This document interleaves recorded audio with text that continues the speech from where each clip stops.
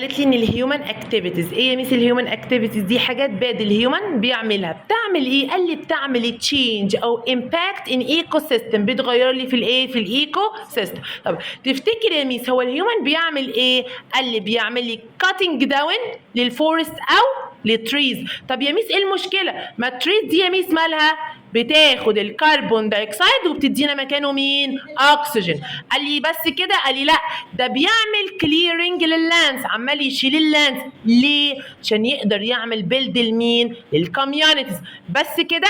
قال لي لا، ده كمان يا ميس بصي الاير او سوري السموج او السموك او الاكزوستز اللي طالعه من الكار والفاكتوريز يا ميس هتعمل لي ايه؟ اير بولوشن. يعني ايه يا ميس اير بولوشن؟ بيطلع لي حاجات سترينج غريبه كده موجوده في الاير، بتخلي الاير ماله؟ ديرتي. هي دي الاير ايه؟ بولوشن.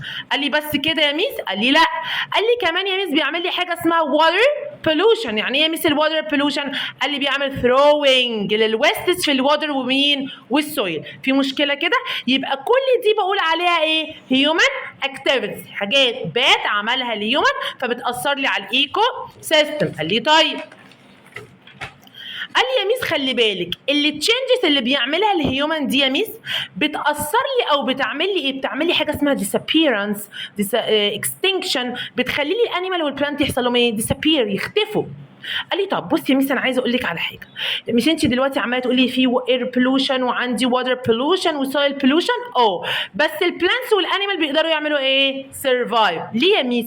قال لي اصلك الانيمالز هتعمل موفينج تو انذر بليس. بس كده؟ قال لي البلانت يا ميس هتعتمد على مين؟ على السيدز. قال لي طب كويشن بقى بيجي لنا في الساينتفك تيرم يقول لي ايه؟ اتس كايند اوف بولوشن. انا عندي كام تايب من البولوشن؟ 3: اير بولوشن، واتر بولوشن، سويل بولوشن. قال لي اول حاجه كده بيقول لي what اتس كايند اوف بولوشن that's caused due to exhausts from cars.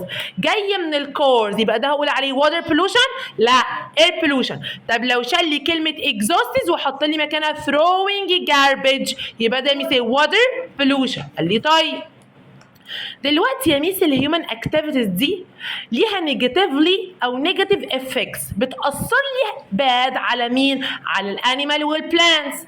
قال لي طب زي ما ليها يا ميس بصي يعني نيجاتيف افكت على البلانت والانيمال، ليها بردك نيجاتيف افكت على مين؟ على الهيومن. بتعمل ايه يا ميس في الهيومن؟ اول حاجه بتعملي دامج اللانجز. بس كده؟ لا، دي بتعمل لي ازمه. الازمه دي اللي هي ميس بصي ايه؟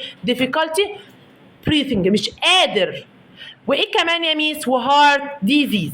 قال لي طب خلي بالك يا ميس ان الواتر بولوشن بصي بيعمل ايه؟ ميكس هيومن هارد تو فايند كلين واتر.